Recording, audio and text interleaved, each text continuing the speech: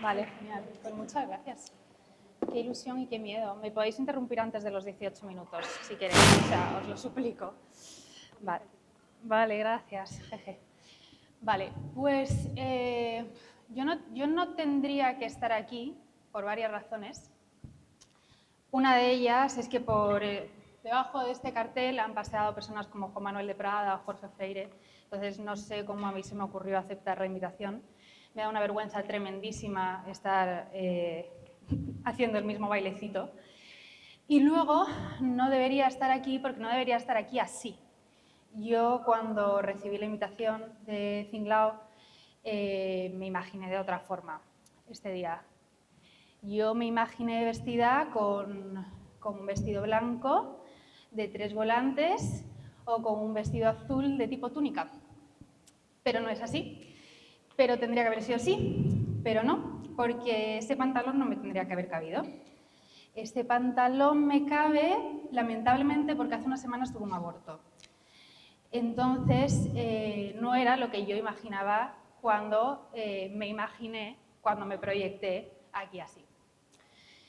Y sin embargo, cuando esto ha sucedido, cuando pasó lo del aborto, yo extrañamente he conseguido no disfrutarlo, porque eso sería una locura, pero he conseguido sacar algo bonito, y eso que yo no creo en absoluto, que en el dolor y en el sufrimiento se encuentre una belleza o se encuentre una forma de santificación o una manera de expiarse.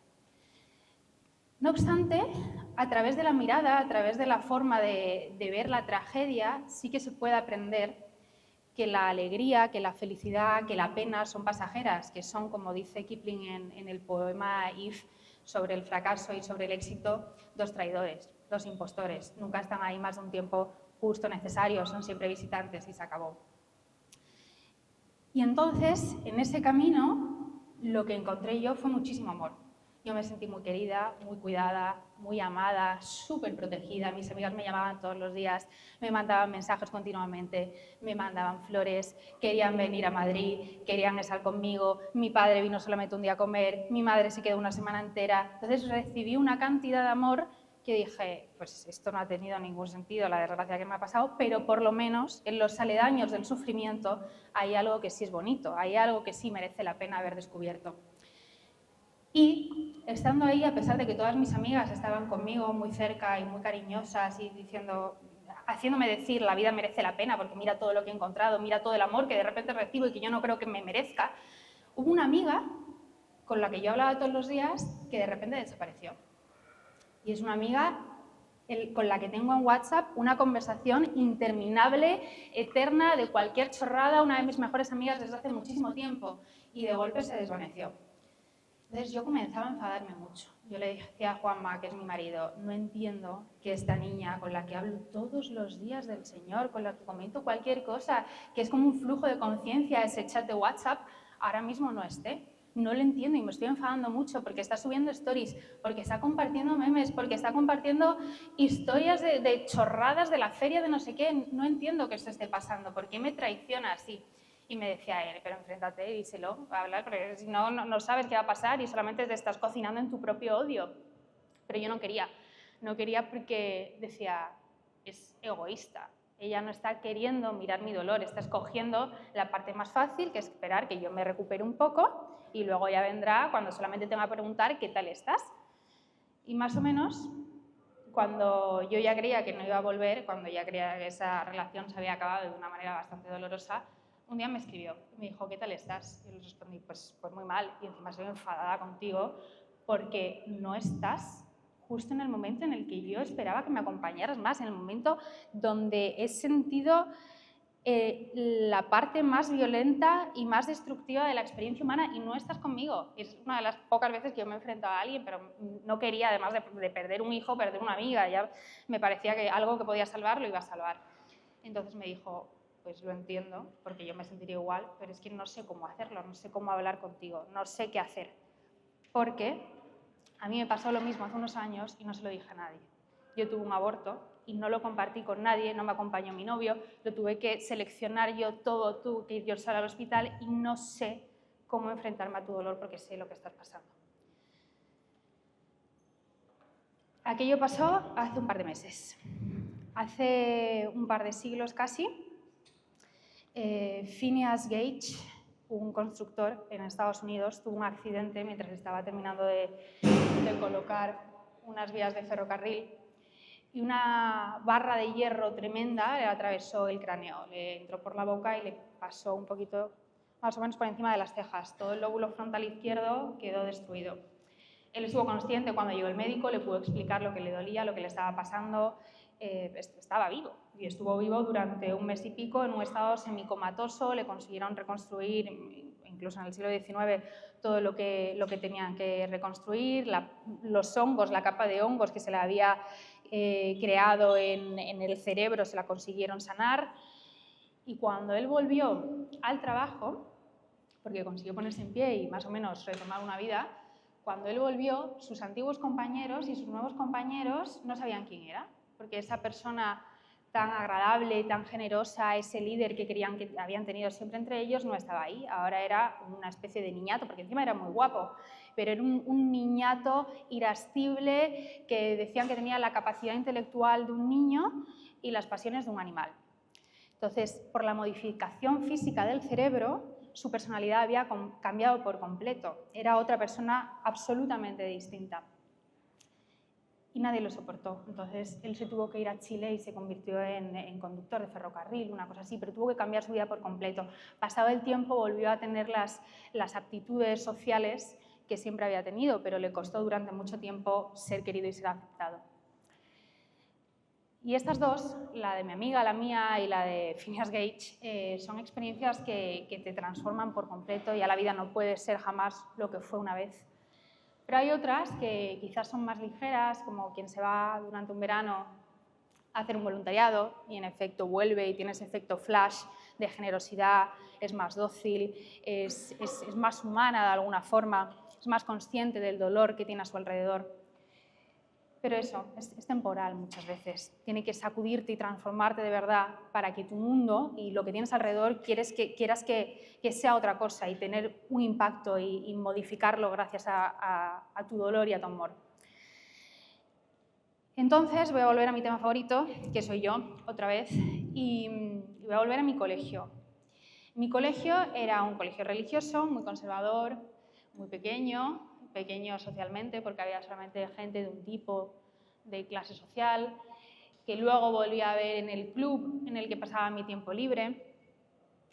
Y luego, cuando me iba de vacaciones, volvía a ser la misma gente. O sea, era todo el rato, como los personajes de la serie estaban muy limitados. Había un reparto y estaba en todas partes. Era una sitcom más que una vida.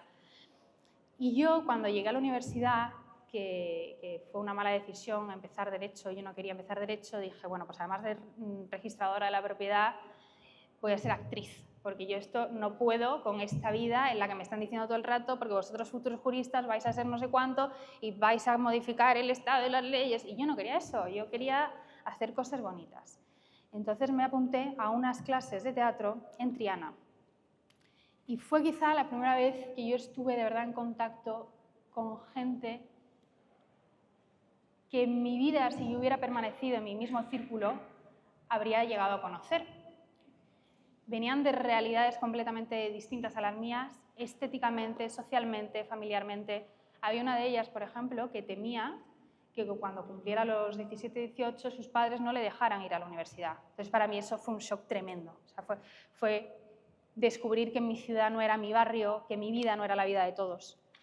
Y cuando llegué a la facultad, a la mía de verdad, a la que está aquí, a la Facultad de Comunicación, me volvió a pasar lo mismo, porque la gente que me rodeaba no vivía como yo y a mí eso me iba rompiendo el mundo, me iba derrumbando la vida por completo, porque había gente que tenía que subsistir, trabajar, estudiar, tenía que hacer tantísimas cosas para llegar a tener una vida que yo creía que era la vida de todo el mundo, que sufría porque la gente que yo había tenido alrededor incluso no pudiera conocer que el mundo no era solamente lo que nosotros habíamos experimentado.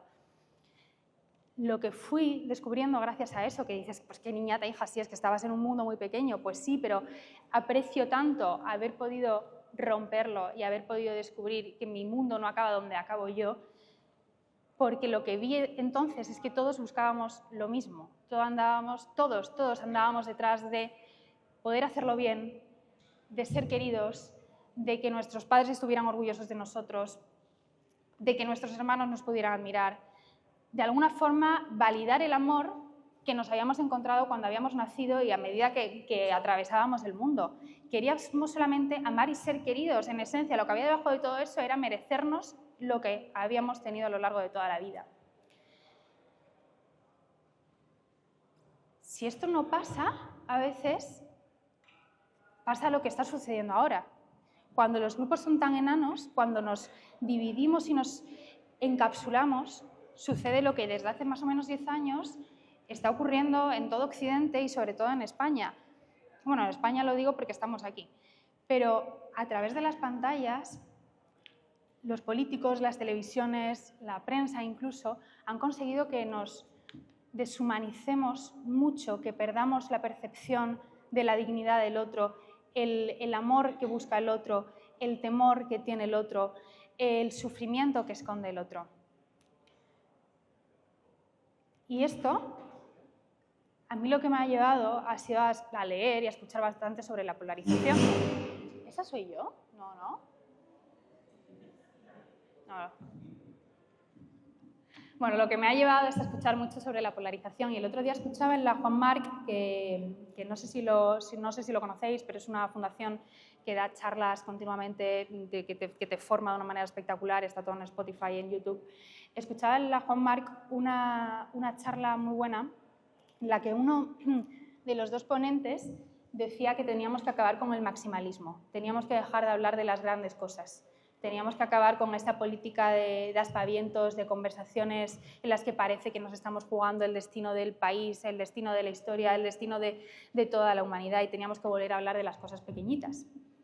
Y en esas cosas pequeñitas estaba, por ejemplo, el color de los carteles de una avenida, como los carteles que hay en la Avenida de la Constitución, que afectan bastante al estado de ánimo de la persona de Sevilla que los ve y dice, pero eso porque se ha convertido de repente en una especie de bazar, esta no es mi ciudad. Hablar de los adoquines que están rotos, hablar de todas esas cosas que hacen la vida más bonita, más humana, más sencilla y más fácil. Y al regresar ahí a esas cosas pequeñitas, como la canción de Nolasco, yo creo que hay una verdad muy grande, porque esas cosas, lo que nos afecta a todos en el día a día, es lo que nos anuda, lo que nos ata, lo que nos conecta como personas. Y creo que por ahí es donde tenemos que ir para que cuando alguien diga por ahí a lo lejos aquello de... porque un cayetano solamente cuando ve a alguien con chinos y con náuticos, porque una Charo cuando ve a una persona que tiene el pelo corto, que es mujer y que es progresista, porque esa amargada de Whiskas, Lexatin y Satisfyer, porque es una mujer soltera con 40 años, a nosotros nos choca. Porque hay una forma muy cruel de encapsular el lenguaje y de encapsular a las personas que lo que acaba haciendo es deshumanizar al otro, que lo que acaba haciendo es empobrecer la realidad y a quienes tenemos a nuestro alrededor, que se acaban convirtiendo, cuando esto pasa, cuando hablamos de la extrema izquierda, la extrema derecha, los perroflautas, cuando terminamos de ponerle las pegatinas a todo el mundo, nos hacemos un mundo muy fácil, muy clasificable. Vemos un tipo de pelo y ya sabemos de qué piedra cojear, ya tenemos todo el perfil en la cabeza. Pero cuando lo intentamos romper, cuando volvemos a llegar a la parte más íntima de los otros, cuando pensamos que en él hay un sufrimiento, que en él hay una desgracia que me oculta, que en él hay un temor, que en él hay un deseo, que hay una aspiración de que sus hijos, de que sus padres, de que sus amigos sean felices, de que se sientan orgullosos de los otros, de los nietos, una aspiración de una casa grande, una casa bonita, cuidar a los abuelos. En cuanto se humaniza eso y el contacto es más físico y el contacto es humano, el mundo se vuelve a abrir. Lo que pasa es que es una lucha continua por romper lo que nos viene constantemente desde Instagram, desde Twitter, desde los canales de Telegram, desde los canales de WhatsApp, y romper con eso que nos hace formar a nosotros parte de un grupo. Porque cuando tú dices, claro, porque los cayetanos, no sé qué, del barrio de Salamanca, de los Remedios, de claro, porque los perroflautas que están ahí en la Alameda, es muy fácil que todos sepamos de qué estamos hablando, es muy fácil estar integrados de golpe, pero es una manera de segregar la sociedad que solamente hace que la ira vaya creciendo y que seamos incapaces de vivir como iguales, sino constantemente frente al otro. Nos convertimos entonces y convertimos a los demás en un objeto que nos hace partícipes de una sensación falsa de superioridad intelectual, de superioridad social y de superioridad moral. Porque tú, una persona que va tan bien vestida, tan aseada, eres absolutamente superior a ese que va con las rastas y con el piercing. Y al revés, tú eres libre porque no estás encadenado a todo lo que somete a esa persona. Entonces, yo creo que uno de los primeros pasos para volver a conectar con los otros es renunciar a ese lenguaje que nos encapsula y que nos fragmenta de una manera tan clara, tan tonta y tan inconsciente. Porque lo ves constantemente en las stories. Claro, está gentuza, porque Begoña Gómez, porque la tonta de la fashionaria Yolanda Díaz. Eso nos irrita tanto, nos corroe de una forma tan sutil como levantarte todos los días y ver un grafiti en la puerta de tu casa. Tú ves todos los días un grafiti en la puerta de tu casa y tú dices, pues no merece la pena que yo cuide las formas, porque ellos no lo están cuidando. Entonces, ¿por qué va a merecer la pena que yo hable bien de alguien a quien no conozco y que parece que me está atacando continuamente? Entonces, me parece que en la lengua hay una forma de acercarse a los demás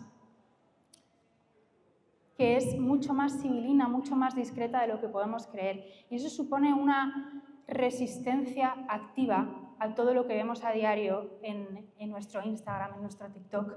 Y exige un estado de alerta que no es nada fácil, pero que es una de las pocas formas de liberarnos de un odio que nos está lloviendo a diario. Cuando el presidente crea una nueva carta y alerta ya de que la derecha va a volver a envalentonarnos y que hay que estar, que cuidado, por favor.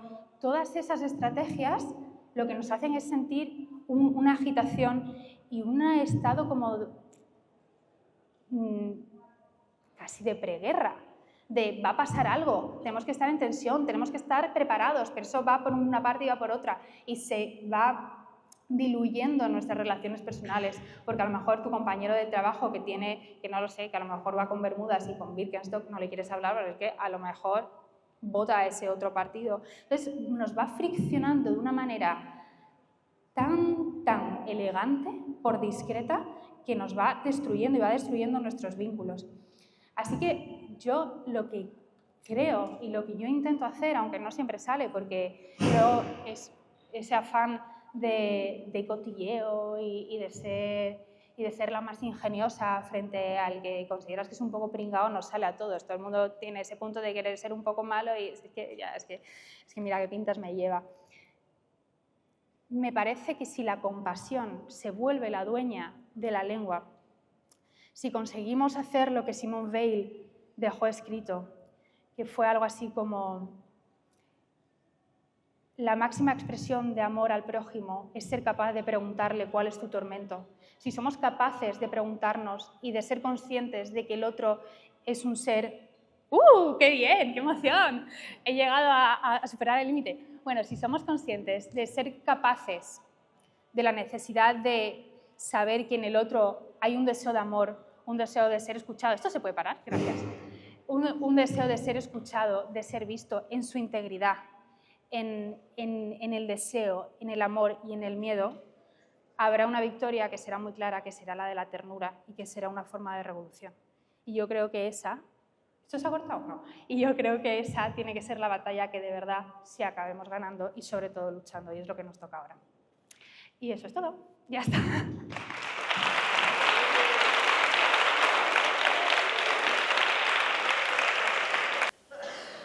Bueno, primero felicitarte porque creo que todos nos hemos quedado embobados escuchándote. Y después, para empezar fuerte, me gustaría que nos dijeras por qué te autoconcibes como alguien progresista. Pero ¿qué está pasando? No, yo no me... ¿Funciona? O sea, ¿me escucháis, no? Si no, grito y ya está. No se escucha, grito así mejor. No. Paso, ¿no? Sí, apago y ya está. O sea, si me das esto, y yo creo que se escucha. Vale. Gracias. Qué gracia que me hayas preguntado que si me concibo como progresista. No necesariamente. O sea, hay partes de mí que son muy conservadoras, pero hay una parte social que creo que en mí implica proteger al débil. Y eso muchas veces lo tiene abanderado el progresismo, porque cualquier causa sí que hace un poquito más de ruido, la inmigración, todo el movimiento LGTBI, todo esto parecen llevarlo a la vida, que yo creo que eso es lo que tenemos que hacer, si no simplemente estás navegando y fluyendo, y fluir está muy bien, pero yo creo que no para un camino de vida hasta los 100.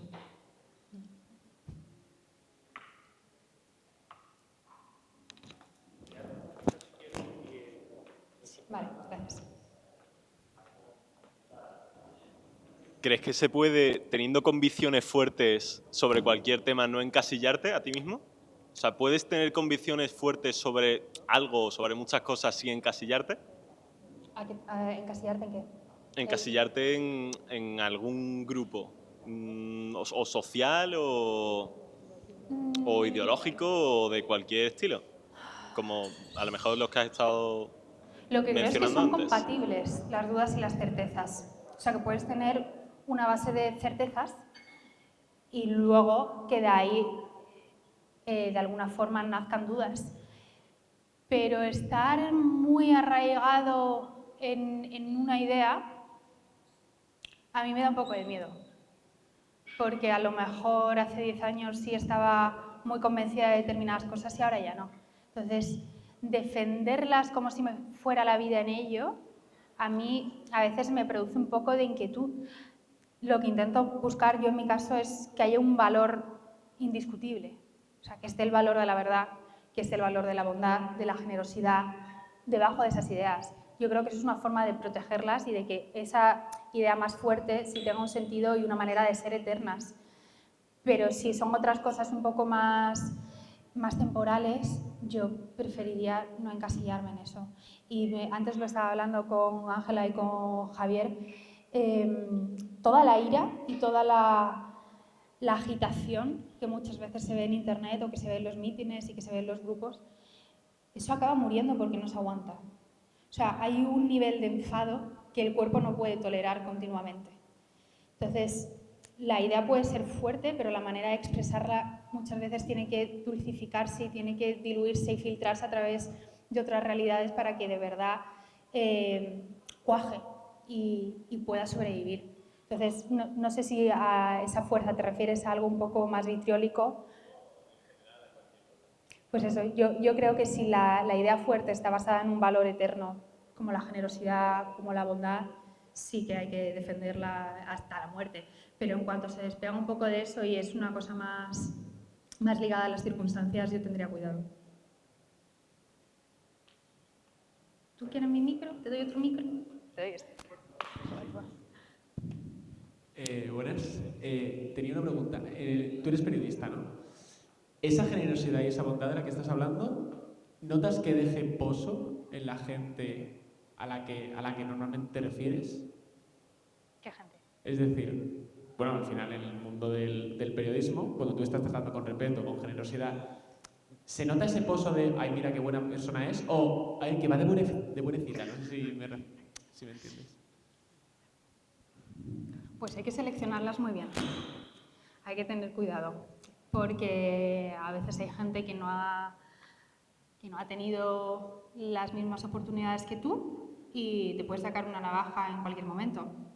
Entonces, hay que tener cuidadito a veces con la gente de la que te rodeas en un mundo así, donde los puestos son tan escasos e implican también muchas veces destacar y tener una autoridad en algunos campos.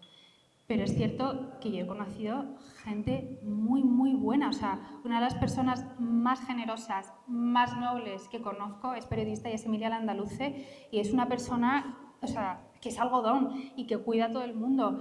Una de mis mejores amigas también la conocí en otra redacción. Yo ahora me he incorporado al mundo y a Yodona y la gente que tengo a mi alrededor es muy buena y me cuida mucho. Entonces, sí creo que la gente buena está en todas partes, que eso es inevitable. Y luego, tanto en el periodismo como supongo que en una clínica de odontología, te darán una cuchillada en cualquier momento, pero eso es inevitable y creo que es pura estadística casi. Lo que pasa es que aquí está ese elemento de poder destacar, que a lo mejor tienes una columna y entonces ya empieza el componente del ego, que a veces hace las cosas un poco más vistosas, pero hay gente muy buena y muy noble.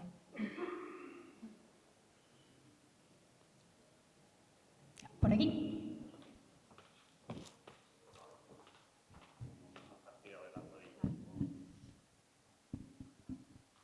Oye, enhorabuena antes que nada y gracias por la charla. Yo quizás por mi trabajo tengo un punto de vista de la sociedad a día de hoy y creo que la libertad no es como todo el mundo que estamos aquí creo que podemos pensar. No ha aumentado la libertad, creo que ha disminuido la libertad. Y hay un papel muy importante que lo tienen las redes sociales. Nadie hace nada si no lo publica, qué dirán, y en eso también interviene el pensamiento del ser humano. Entonces creo que estoy muy de acuerdo en muchas de las cosas que has dicho, pero creo que a día de hoy nadie dice una opinión sin el miedo o sin el pensar qué va a decir el que tenga al lado, sea tu padre, sea tu amigo, sea tu pareja, lo que sea. De hecho, confrontarte a día de hoy con tu padre en el voto político es complicado, pero creo que, me lo he apuntado porque no se me olvidaba, creo que hay dos cosas que hoy en día me sorprende muchísimo y es que hemos perdido el norte, o esa es mi opinión. Creo que a día de hoy no pensamos en el bien común, pensamos en lo que le importa a cada uno. Y para mí ese es el progresismo. O sea, yo no soy progre en absoluto, soy liberal conservador, pero el progresismo para mí es que a todo el mundo le vaya bien. Pero para que a todo el mundo le vaya bien es pensar en el bien común. Entonces, has dicho ciertas cosas que yo decía, joder, las charos, ¿no? O el PP, el PSOE. El PP, el PSOE ya creo que representa poco de lo que a nosotros voy a decir una cosa y me corregís después quien quiera.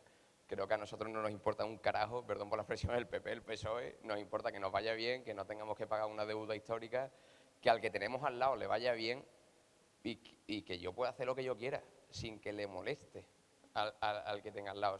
No confundir la libertad con el libertinaje.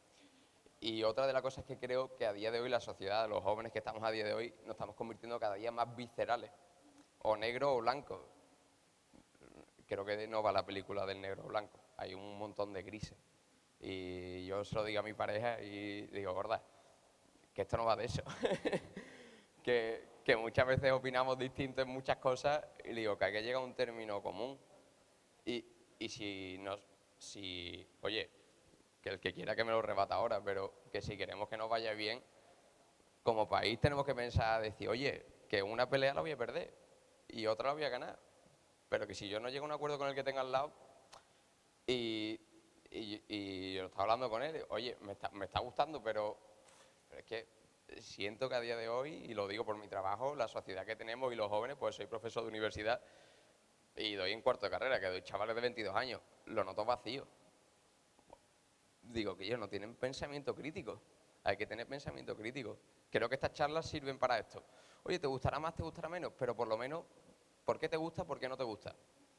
Entonces, más que una pregunta hacia ti, es una pregunta hacia todos. Oye, ¿qué se espera de nosotros? Que somos el futuro de España. Y a mí me ha gustado mucho tu intervención y que habrá cosas que no coincidan, pero quiero saber qué es lo que tú esperas de la sociedad, de lo que vamos a ser el futuro de este país, que de nosotros va a depender. Y muchas gracias de nuevo por tu intervención. Muchas gracias a ti.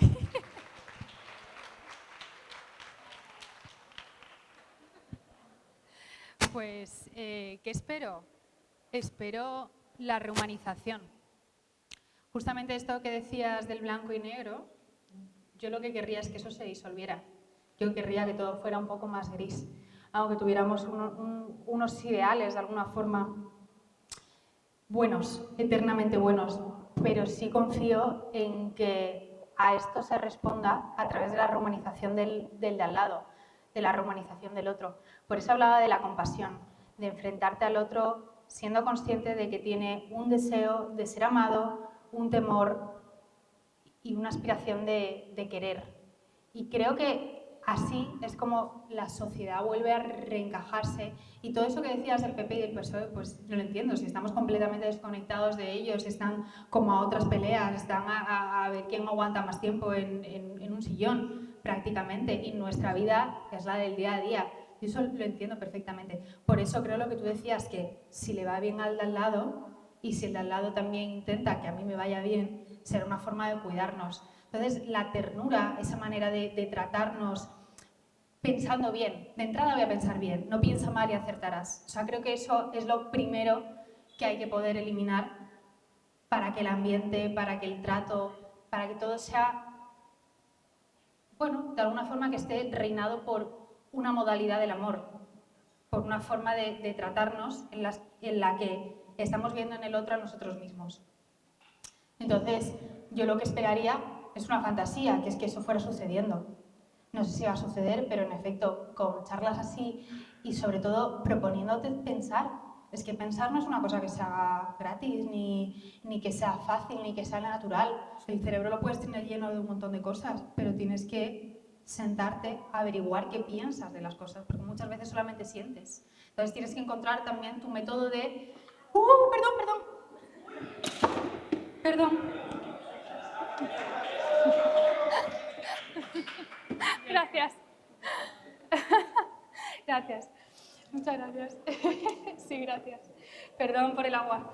Creo que hay que encontrar una forma personal para aprender a pensar. Yo, por ejemplo, como sé y como averiguo lo que pienso, es escribiendo.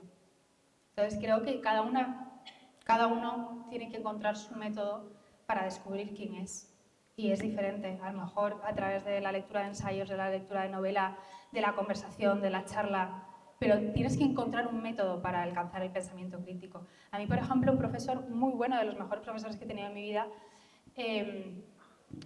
me dijo: tú estás en contra del aborto, pues el ejercicio para la siguiente clase es que me defiendas el aborto. Y a partir de ahí dije, vale, este método me gusta. O sea, esto de ponerme en el lugar del otro, defenderlo aunque no me lo crea, funciona. Entonces, hay ejercicios que van ayudando a pensar, pero los tienes que buscar. Es que pensar es un esfuerzo. Si no, mientras tanto estás existiendo y ya está, que es lo que nos hace Instagram, lo que nos hace TikTok, no estás pensando. Todo el meme y la broma de me estoy poniendo 500 canciones para no oír mis propios pensamientos, tengo 4 ventanas abiertas para que no me llegue ninguna idea a la cabeza, todo eso es verdad. Nos anulamos y nos taponamos mucho para no ver qué estamos procesando, qué estamos sintiendo. Entonces exige una desconexión y un esfuerzo que no es para cualquiera, porque lo fácil es simplemente estar.